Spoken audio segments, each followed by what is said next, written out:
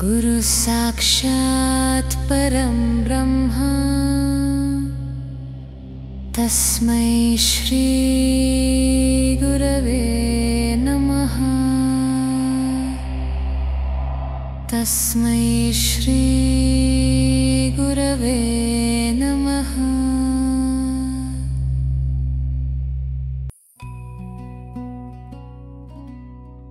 దర్బార్ నగరంలోని శ్రీ సద్గురు దర్గా స్వామి ఆశ్రమం ముందు భాగంలో ఒక జువ్వి వృక్షం ఉంది. అది శ్రీ సద్గురు దర్బార్ ఆలీషావలి బాబా నాటిన వృక్షం. ఆ పవిత్ర ప్రదేశంలో స్వామివారు దర్గా మాతాజీతో కలిసి సాధన చేసేవారు. అక్కడ వారికి శ్రీ దత్తాత్రేయ స్వామి చిన్న బాలుడి రూపంలో దర్శనమిచ్చి సమీపంలో ఉన్న దర్గాలోకి వెళ్ళి సమాధులలో అదృశ్యమయ్యారు. అటువంటి పరమ పవిత్రమైన ఆ వృక్షాన్ని ముస్లిం భక్తులు మహబూబ్ సుభాన్ స్వామిగా, హిందువులు దత్తాత్రేయునిగా అత్యంత భక్తి శ్రద్ధలతో కొలుస్తారు. మహబూబ్ సుభాన్ స్వామికి మరొక పేరు దస్తగిరి స్వామి. ఆయనను హజరత్ అబ్దుల్ ఖాదిర్ జిలానీ అని కూడా పిలుస్తారు. ఆయన సాక్షాత్తు దత్తాత్రేయుడని శ్రీ దర్గా స్వామి చెప్పారు.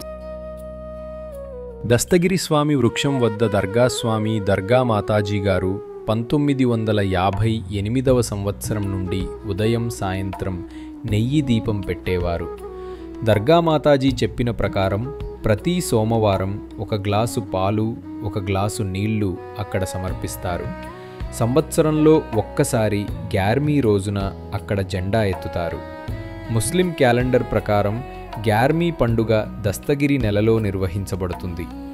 దస్తగిరి స్వామి జెండా ఎత్తేటప్పుడు భక్తులందరూ తమ ప్రయత్నంలో సఫలీకృతం కాలేనప్పుడు దర్గా స్వామి 2 అరచేతులు రుద్దుతూ చిన్న హుంకార ధ్వనితో జెండాను పైకి లేపేవారు. అప్పటి వరకు ఎంత ప్రయత్నించినా పైకి సరిగ్గా లేవని జెండా రాముడు శివధనస్సు ఎత్తినంత అవలీలగా సునాయాసంగా పైకి లేచి అది ఉండవలసిన స్థానానికి చేరుకునేది. దస్తగిరి స్వామి వృక్షం వద్ద ఉన్నప్పుడు దర్గా స్వామి చాలా ఆధ్యాత్మిక విషయాలు చెప్పేవారు. మిగతా ప్రదేశాలలో కన్నా అక్కడ ప్రత్యేకంగా కనిపించేవారు.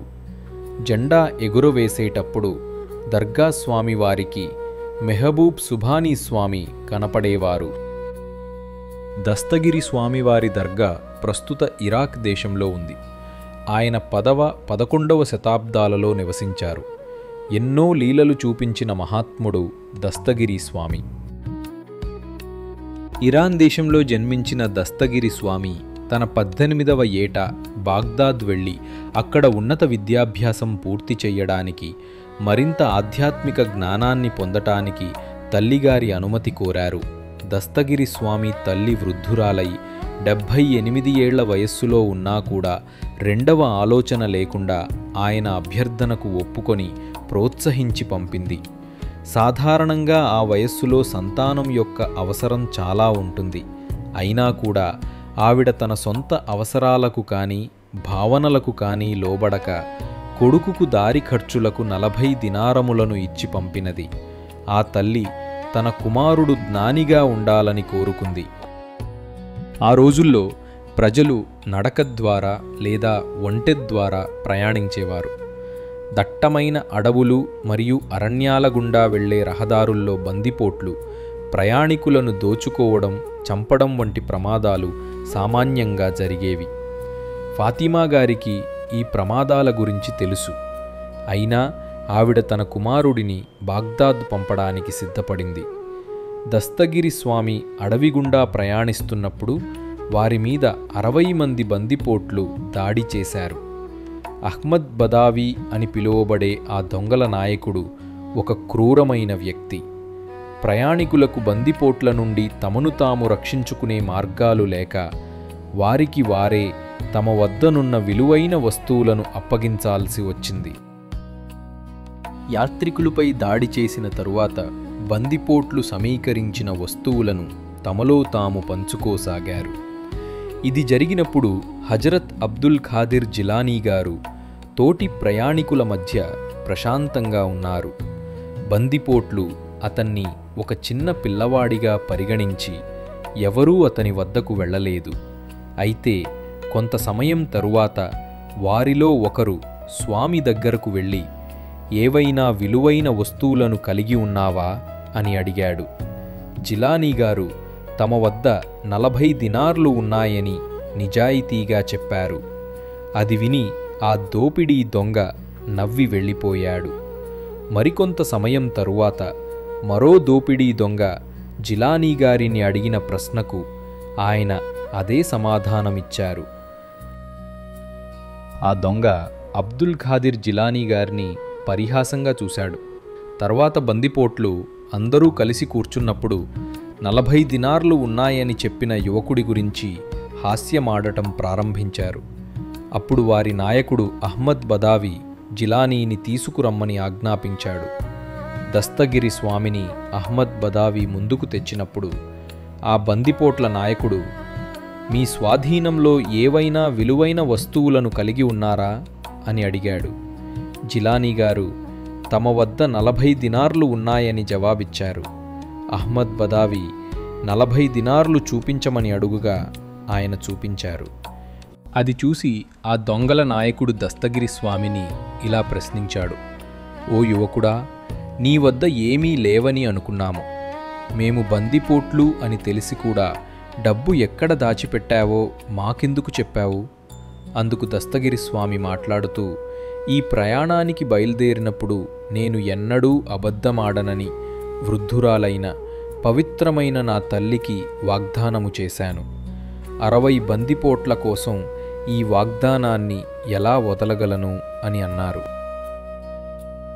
అహ్మద్ బదావి ఆ సమాధానం విని సిగ్గుపడి కన్నీళ్లతో ఇలా అన్నాడు, ఓ అబ్బాయి, నీవు నీ తల్లికి ఇచ్చిన వాగ్దానాన్ని బట్టి నడుచుకున్నావు.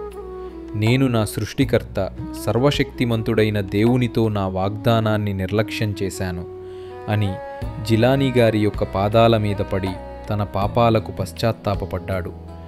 జిలానీ గారు ఈ సంఘటన గురించి ప్రస్తావిస్తూ, ఇది మోసం చేసిన వ్యక్తుల సమూహం నా చేతుల్లో చేసిన మొట్టమొదటి తూబా అని పలికారు. తూబా అంటే పశ్చాత్తాపం అని అర్థం.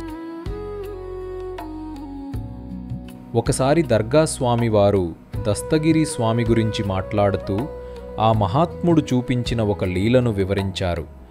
మెహబూబ్ సుబాన్ గారు ఉన్న ప్రాంతంలో ఒకప్పుడు ఒక స్త్రీమూర్తికి సంతానం లేకపోతే ఆ ప్రాంతంలో ఉన్న ఒక సిద్ధపురుషుని ఆశ్రయించి ప్రార్థన చేసింది.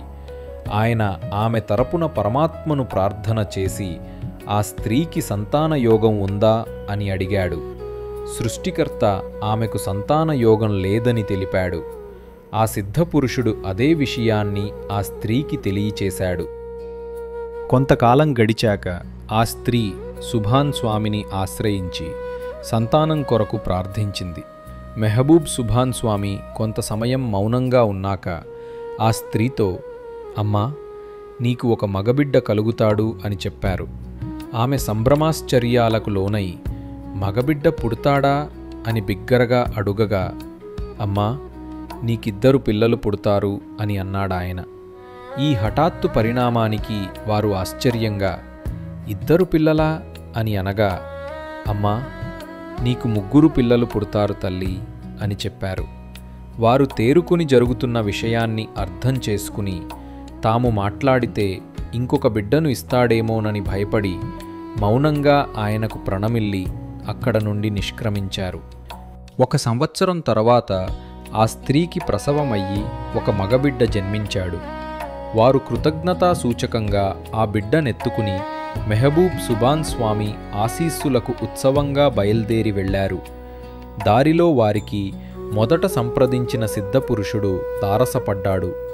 అతను ఆ స్త్రీకి మగబిడ్డ పుట్టాడని తెలుసుకుని ఆశ్చర్యంగా సృష్టికర్తకు ప్రార్థన చేసి అది ఎట్లా సాధ్యమని విచారించాడు. అప్పుడు సృష్టికర్త, నాయనా, నీవు ఆ స్త్రీకి సంతానయోగం ఉందా లేదా అని మాత్రం అడిగావు.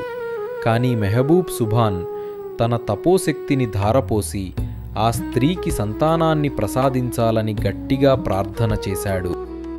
అందువలన అతని ప్రార్థనను మన్నించి ఆ స్త్రీకి సంతానయోగం లేకపోయినా బిడ్డను ప్రసాదించాను అని చెప్పారు.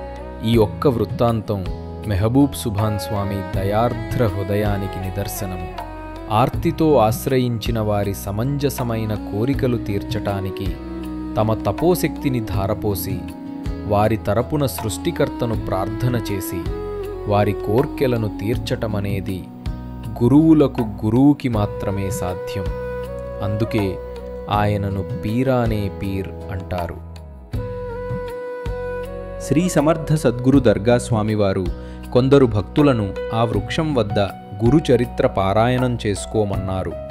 అక్కడ సాక్షాత్తు దత్తాత్రేయుడు కొలువై ఉన్నారన్నారు. సంతానం కోసం ఆశ్రయించిన కొందరు భక్తులను దస్తగిరి స్వామి జెండా ఉత్సవంలో తప్పకుండా పాల్గొనమనేవారు. ఆ విధంగా భక్తి శ్రద్ధలతో ఉత్సవంలో పాల్గొన్నవారు సంతానం పొందడమే కాక సుఖ సమృద్ధ జీవితం గడిపిన దృష్టాంతాలు అనేకమున్నాయి. దత్తాత్రేయ స్వరూపమైన శ్రీ దస్తగిరి స్వామి వృక్షాన్ని కులమతాలకు అతీతంగా ఎందరో భక్తులు నిత్యం దర్శించుకుంటూ వారి మనోభీష్టాలను నెరవేర్చుకుంటున్నారు. ప్రతి సంవత్సరం జరిగే గ్యార్మీ జెండా ఉత్సవానికి హాజరై భక్తి శ్రద్ధలతో ప్రార్థిస్తూ తమ జీవితాలను సార్థకం చేసుకుంటున్నారు. పీరానే పీర్ హజరత్ అబ్దుల్ ఖాదిర్ జిలానీ గారి ఆశీస్సులు మనందరికీ లభించాలని కోరుకుంటూ ఓం శ్రీ సద్గురు పరబ్రహ్మార్పణమస్తు. మాతాపితా గురుదేవార్పణమస్తు. ఓం తత్సత్.